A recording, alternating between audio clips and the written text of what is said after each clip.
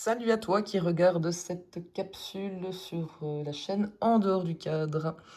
Alors aujourd'hui j'ai tiré trois cartes de l'oracle d'alchimie lunaire. Donc on a le lion, le serpent et la nouvelle lune. Alors, euh, moi je les lis comme une tension entre la puissance créatrice, l'illusion qui la détourne et la transformation inévitable. Ces trois cartes ne parlent pas d'un changement extérieur, ça parle d'un changement de conscience. Le lion représente une force créatrice immense, une capacité à prendre sa place, à rayonner, à construire quelque chose qui vient profondément de toi. Mais cette force ne peut pas s'exprimer pleinement tant qu'elle reste alimentée par le besoin de prouver, de contrôler ou d'obtenir une validation extérieure. Et c'est là que le serpent intervient. Contrairement aux idées reçues, il ne symbolise pas seulement la trahison ou la tromperie. Il révèle aussi les illusions auxquelles tu participes sans toujours te rendre compte. Ça peut être une croyance sur toi, une fidélité à un ancien fonctionnement, une peur déguisée en prudence. Tout ce qui t'éloigne de ta vérité peut aujourd'hui être mis en lumière. La nouvelle lune vient alors sceller un peu le processus. Elle ne te demande pas simplement de recommencer quelque chose, elle t'invite à accepter qu'une partie de ton identité arrive au terme de son cycle. Certaines envies, certains objectifs ou certaines relations ne pourront pas t'accompagner dans cette nouvelle étape. Et donc là, le véritable message qu'on essaye de faire passer ici, c'est ta plus grande création ne sera pas un projet, une relation ou une réussite. Ta plus grande création, c'est la personne que tu es en train de devenir. Et pour que cette version de toi puisse naître, une illusion doit accepter de mourir. Et donc la question des trois cartes ici, elle est quand même assez simple.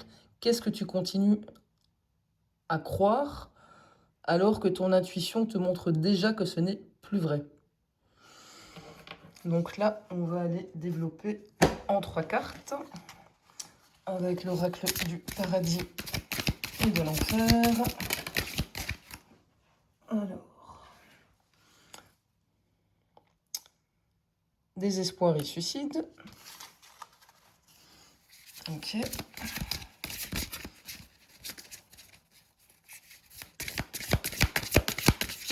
encore deux. Hop. Gaspilleur et vagabond.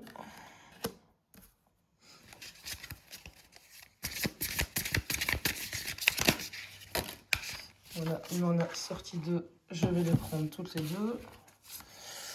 On a entreprendre et mener à bien des missions. Ok. Et la carte de la victoire. Ok. Alors, je vous arrête tout de suite avec la première carte, désespoir et suicide. Hein. Ne prends pas, pardon, ou ne prenez pas au pied de la lettre ce qui est écrit dessus. Donc, ces cartes parlent d'un point de rupture. Alors, c'est pas forcément un événement spectaculaire, mais le moment où tu réalises que tu ne peux plus continuer comme tu fonctionnais avant. La première énergie évoque le désespoir, on est d'accord. Ça représente les périodes où tu as l'impression que tout est bloqué, où tu ne vois plus d'issue, où tu perds complètement confiance. Alors, c'est pas forcément une réalité objective, mais plutôt un état intérieur qui peut donner l'impression d'être enfermé.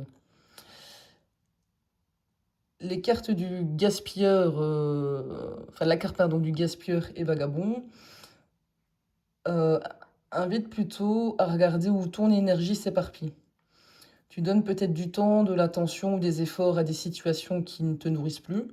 Tu avances, mais sans direction vraiment claire, et tu restes fidèle à quelque chose qui ne te fait plus grandir. Ensuite, avec entreprendre et mener à bien des missions, Alors ça, c'est pas forcément contradictoire. Parfois, pour construire quelque chose de nouveau, il faut d'abord renoncer à ce qui ne fonctionne plus. Ici, en fait, pour moi, c'est un peu symboliser le fait de quitter un ancien rôle, une ancienne façon de penser, une relation ou un projet qui a fait son temps et clairement de passer à autre chose.